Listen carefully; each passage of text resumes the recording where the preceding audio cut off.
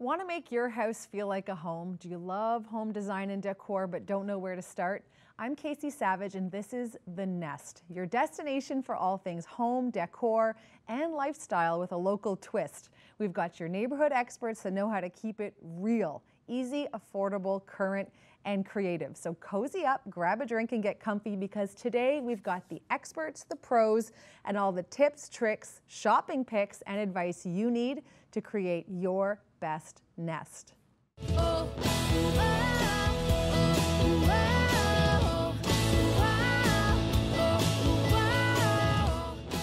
Okay, we all love giving our homes a little bit of curb appeal with outdoor planters, but either you go to a big box store and you get something that's not quite your taste and you settle, or you have it custom made and that can get costly as well. So why not do it yourself?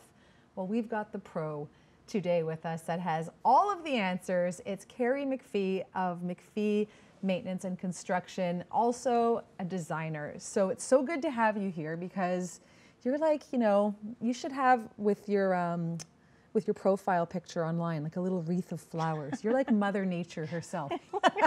So good to have you here. Thanks again for having me.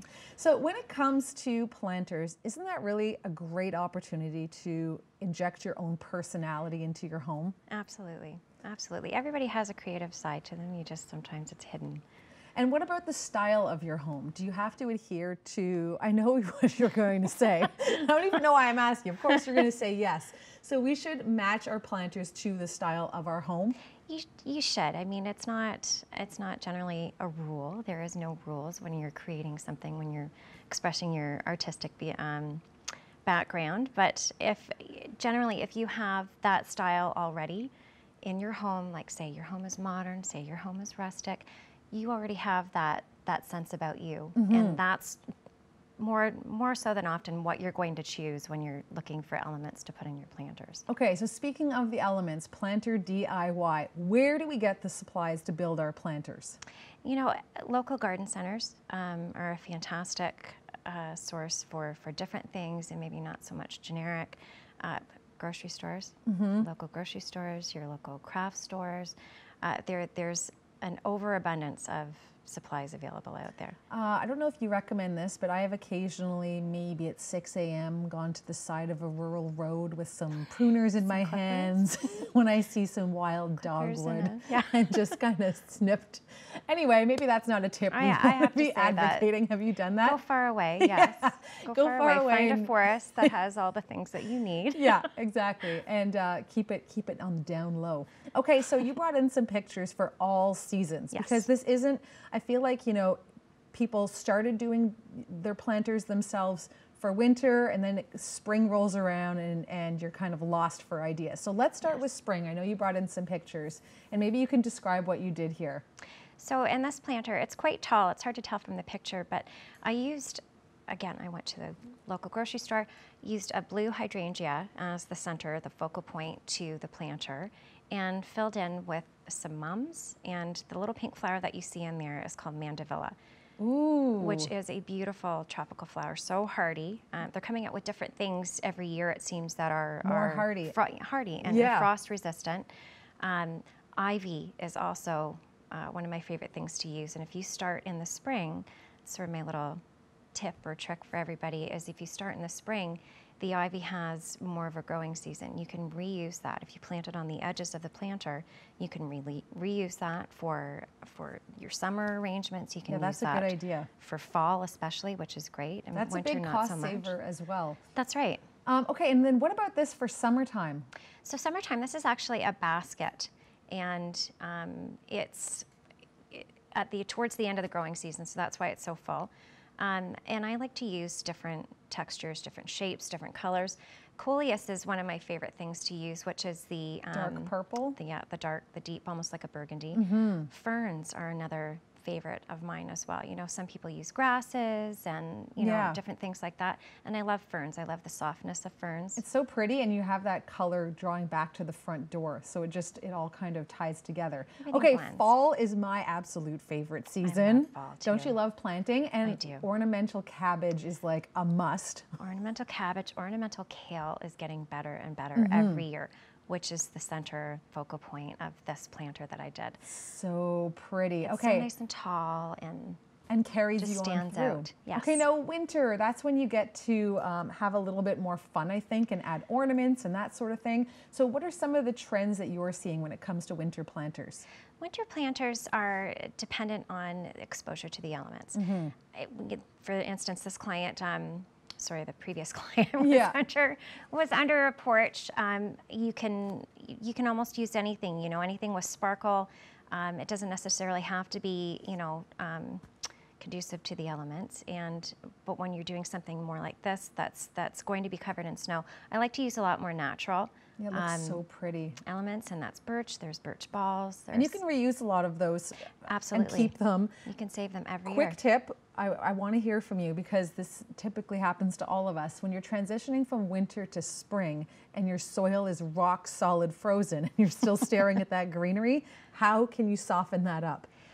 I'd like to take a kettle of hot water and either take it out to the planter and pour it in. Yeah. Let that soften up, or you can also bring it in. Bring it indoors. If you've let got it defrost. Yeah. If you use a removable pot, it just makes things so much easier. That's the best idea. And some floral foam to keep it all Floral foam just holds it down. Perfect. Okay, love your tips. Thank you so much, Carrie. Don't go welcome. anywhere because coming up after the break, it's What's New in Homes. We have Dave Clayton here from Allaire Homes, and we're talking windows. We'll be right back.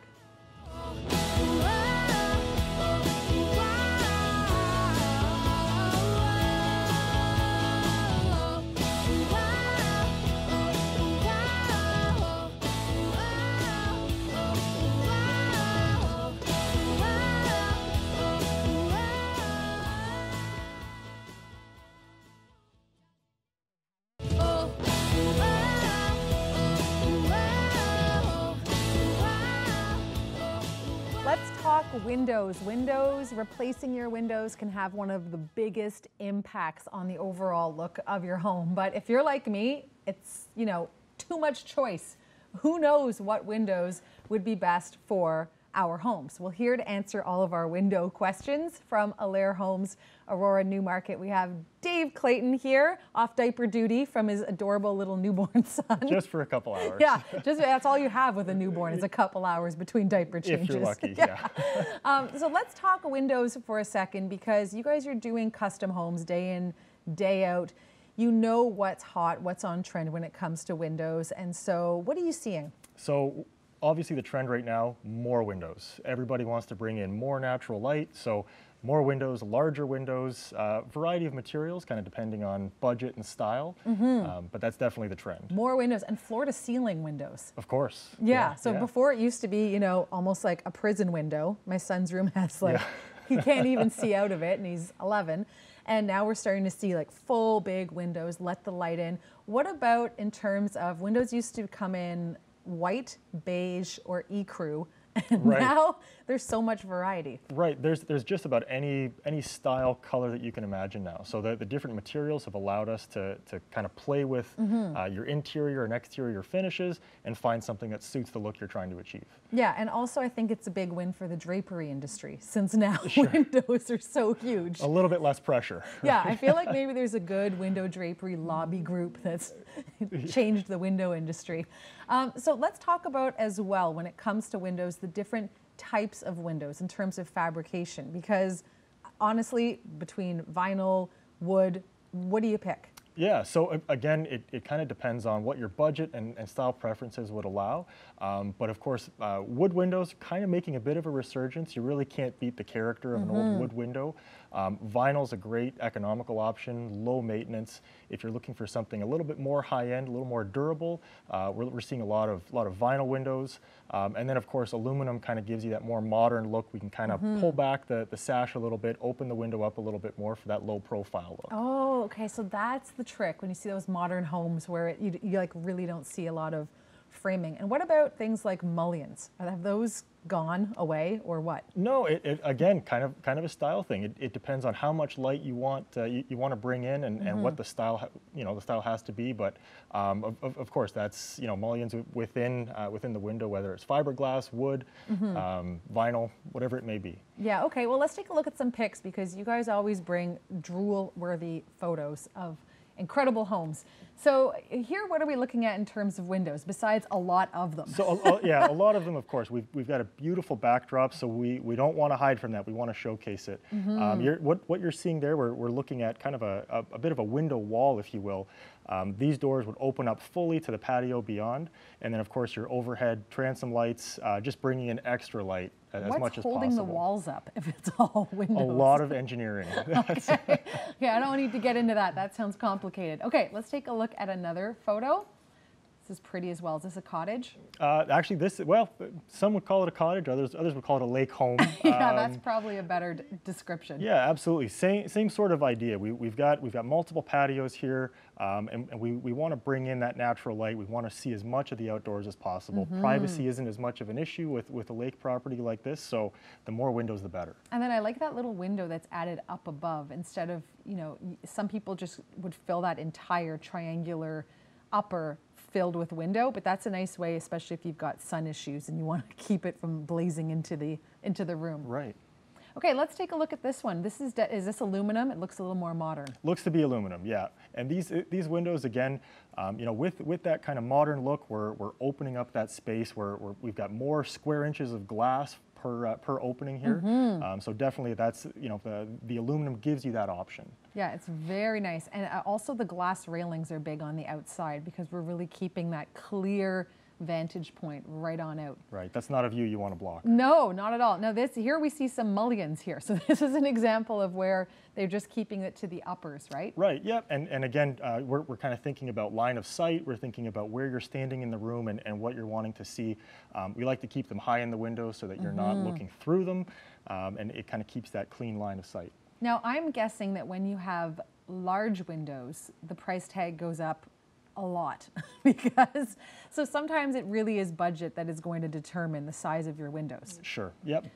And then let's take a look at doors for a second, because did you know, hot off the presses, the Nest exclusive, this is a fact that Dave just informed me of, that it is now, I'm not going to say illegal, because that's maybe an exaggeration, but building code, you were saying, is such now that it is a requirement that when you have a front door, there be at least, at the very minimum, a peephole or a way to see out to who is at your door. So you can no longer have two big solid double doors and just yell who's there. Right, yeah. Building code standard now, we have to be able to see who's at the front door. So whether it's side lights next to the door, like you saw in that last picture, a peephole, even a remote camera will do nowadays. But we have to be able to see who's at the door, and I believe it's kind of more of a safety issue than no more else. hiding from that salesperson at the door. Okay, Dave, thank you so much. Don't go anywhere. We need to see you back at the end of the show. But coming up, we have Jacqueline Kovacs, editor of York Life magazine. She's done some shopping for us, and she's got the Love It list.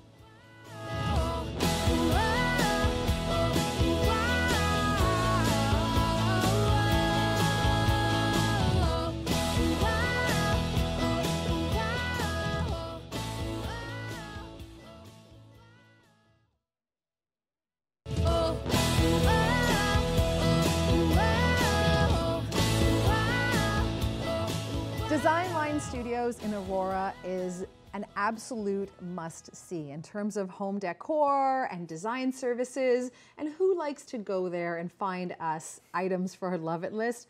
The one and only Jackie Kovacs, editor of York Life magazine.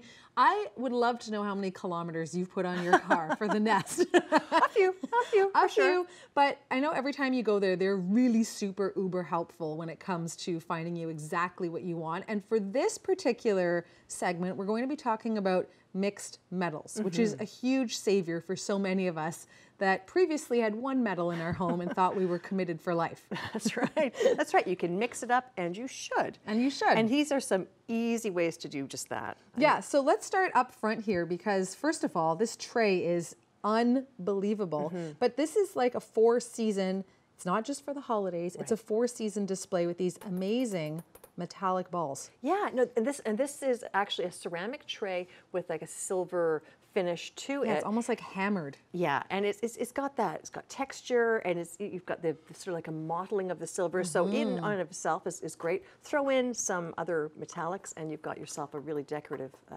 feature for any room. But you can also just use it to serve drinks and food. And this flower as well is gorgeous. So what's the rule for mixing metals? You want to make sure that you pick up on it again. You don't just want one hit of it. So like, well, for instance, here we've got all this, the shiny silver, the pounded silver, we've got the kind of matted gold. So, ta-da. So pretty. Okay, so I guess when you're mixing metals, you're sticking to 2. You're not now introducing, like, oh, I'd like a little pewter and some rose gold, and what else can I toss in the mix? That gets a bit busy, I'd say, yeah. So mixing metals, like, probably stick with 2 metals, right? Yes. Okay, let's go over to the I mean, look at these. These ribbon candles. Oh my gosh, They've got a gold leaf finish. And you know, we picked up a little bit on that in the color of the candle, but you can see it's got that kind of a burnished effect that gives you the look of a mixed metal in one piece. It's like a bow down at the bottom, and then this just really interesting, fluid, flowy, metallic. Okay, because everything we have here truly is a piece of art. This isn't just a disposable, bring it in for one season, get rid of it. So what are we talking about price-wise for these candlestick The pair of these is $279. And again, you're quite right. This might be on trend, but they are beautiful, these ribbon candles. They're pieces of art. It's not the kind of thing where you're going to say, oh my gosh, that looks so dated now. Yeah, no, exactly. I can see these in a really traditional home, but also they could play up really modern as well, depending what candles you put on them. Nice scale, too. Yeah, they are. Really pretty. Yeah. Okay, now, I thought when I first saw this, I thought, you know, it's a lamp, but where's the cord? But this is not a lamp. This is not. This is a vase. And how fabulous is this? I mean, this is all glass, this kind of smoke-tempered glass. So you've got this little bit of gold, and it's sort of a bit darker here. And then you've got this ceramic base of silver, and it just looks so, again, piece of art. This looks like it's been all handcrafted. And you could put, I mean, you could leave it empty. Here. I mean, I know this is a vase, but if you put even a battery-operated candle, because this is like a mercury glass, you can just imagine the flicker of light, and it would be so beautiful. Price-wise on this piece? This one is $89. Oh, wow. So quite affordable. And did you notice, I love how on the vase, it's almost as if, you know, you have this Herculean strength and you just kind of squeeze the metal. So pretty. Okay, Jackie, you're coming back right after this because we have a question from one of our viewers that we're going to address in our final segment, and it's Ask a Pro. So don't go anywhere. We'll be right back.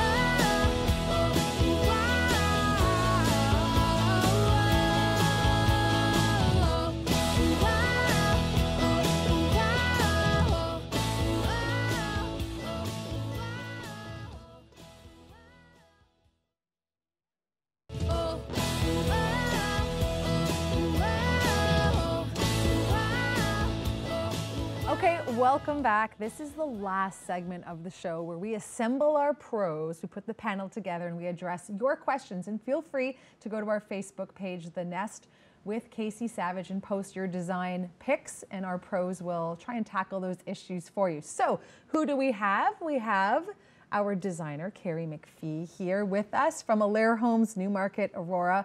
We have Dave Clayton, new father. I just like to toss that in. And then Jackie, that should garner a collective aww. And then editor, York Life Magazine, we have Jackie Kovacs here as well. Okay, let's get started. This week, our question comes to us from a viewer named Debbie, who really wants to use every square inch of her home, and she's got kind of a dead space in her stairwell in the landing, and I think so many of us can relate to this. So here's what Debbie has sent in. She's looking for ideas to dress it up, make it look a little more custom. It looks like there's already an existing bench or ledge on there. So Carrie, let's start with you. When you look at a space like this and the sky's the limit, what pops into your mind? I love the contrast between the wall colors and the wall surrounding the window. I would suggest lightening it up, maybe a soft neutral gray, and perhaps putting in a proper window seat cushion and some beautiful pillows Pretty just it to up. accentuate. And when you say window seat cushion, are you a pattern lover, or what are you thinking? I'm a soft pattern lover. So And subtle. Subtle pattern. Subtle pattern maybe on the bench, and dress it up with different textures and pillows that coordinate. Do you have a favorite paint color right now when it comes to neutral gray tones? Love Collingwood. Is it- Collingwood by Benjamin Moore is a Collingwood. beautiful color. Okay. Collingwood is, it's the perfect neutral gray. Sometimes it changes tones and there's a slight bit of beige to it, but Yeah. not too cool like some grays can be. It's gorgeous. Collingwood. Okay, check it out. Okay. Dave Clayton, what do you see when you see a space like this? I feel like you're getting the skill saw out and the pencil and the plans. Right. Yes. You know, a space like this, we're seeing a big trend towards some customization. So we'll do some custom millwork, maybe some built-in shelving, kind of do something neat with the bench area there. If the sky's the limit, we're really wanting to get crazy, we can bust out that window, maybe open it up, bring a little bit more light into the space as well. Don't you just love the idea of that, guys, where you just have an axe in hand at all? That's what I picture at Allaire Homes. Like you guys just walk around with sledgehammers and just knock it down and then recreate it. That's right. You have a sledgehammer over in the green room right now. Okay, so Jackie, what about you? You see, this space and there's so much potential. What would your initial feedback be? Love the idea of the built-ins and the cushioning. I would also want to soften the area with some draperies. I'd want to increase the light with maybe stronger lighting, and like maybe a pretty area rug as well on that area, just to make it soft and warm and inviting. Yeah, I think because so many of us have hardwood floors, there's always that once a year close call where you slide in your socks and wish you had some sort of carpeting. So not a bad idea. Let's take a look at some ideas that we found for Debbie online. Now this is obviously a larger space, but if you look at that kind of secondary landing there, I like that when we think built-ins, I always think sticking out. But Dave, is it possible to build in, as in actually kind of cutting out the drywall and recessing something as well in a tight space? Sure, a little bit more difficult on your exterior wall. We have insulation to contend with there. But yeah, definitely on interior walls, very easy to do. With an exterior wall, as they've done here, it's simply built out a little bit, but still recessed. And because we're talking windows, look at that gorgeous large window. I noticed Debbie's landing was kind of dark. So what kind of price tag do you think would be associated with putting a larger window into that space? So again, it's all going to come back to the style of window, the type of window that we're actually using. There's a pretty large variance there. Yeah, and so I guess difficult you have comment. to actually cut out the exterior. See, I'm one of those pie in the sky people where everything seems like a great idea until you actually map it out. You're like, wait, what happens to my brick on the other side? Right, that's going to cost you. Let's take a look at another idea that we found as well. So this looks size-wise like it's pretty on par with what Debbie sent in. I like how the light is really diffused, but that's a bright space. And Debbie, it looked as though she had a darker space to play with. But I know you were talking, Carrie, about adding in some softer colors. Here it looks like they've done some wallpaper. What do you think about this look? Wallpaper makes a comeback every 5 to 10 years or so. Sometimes a nice feature is to do a pattern. If you actually remove it looks like a stripe. If you remove the surrounding wallpaper, and again, just make that window the feature, it's a pretty damask pattern or something, soft and subtle. Neutral colors, again, grays and beiges are, timeless and something you can live with for a long period of time, but it accentuates the window that that's your focus. I also guess DIY-wise, you could also achieve a similar look with paint if you felt. Yes, you could. If you knew like how Debbie's to other picture. tape it off accurately. Now, what's the key to doing something like that? When you're trying to achieve stripes with paint, I'm guessing you need some tools in your toolbox to get those stripes perfectly straight. For me, it's hiring the right painter. So you don't even do it. Right. So this is definitely, you know, a job for the pros, is what you're saying, if it comes to painting. Depending on your skill level, of course. Yeah. You know, there are DIY products out there. Painter's tape, frog taping, I think kind of the most popular that people are aware of. But it's not something that that I would undertake personally. Yeah. So. And I like when you get the right pro in and they don't even tape, and they're just like do do do do do, and you're like, how do they? I can't even get a straight line with tape, yet these professionals just cut in so perfectly. Jackie, what about that last space, the softness of it? Is that kind of along the lines of what you would envision? Yeah, exactly. Light and bright and airy, and err on the side of soft. And it had your carpet that you were That's right, recommending too. on there, so that's See? nice as well. Okay, perfect. Guys, thank you so much for sharing your insights, Debbie. I hope that helped, and I hope you learned something new today. Maybe you feel inspired to shop at your local store to mix those metals, take on a new home improvement project. Maybe it's replacing those windows with something a little more modern, and maybe you're thinking I should tackle those planters after all this season instead of pretending they're not there. Don't forget to visit our Facebook page, The Nest with Kasie Savage. Share your tips and your picks, because we are a sharing community. Sharing is caring, right, guys? How corny is that? Okay, until next time, we hope to see you back again soon. You've been watching The Nest.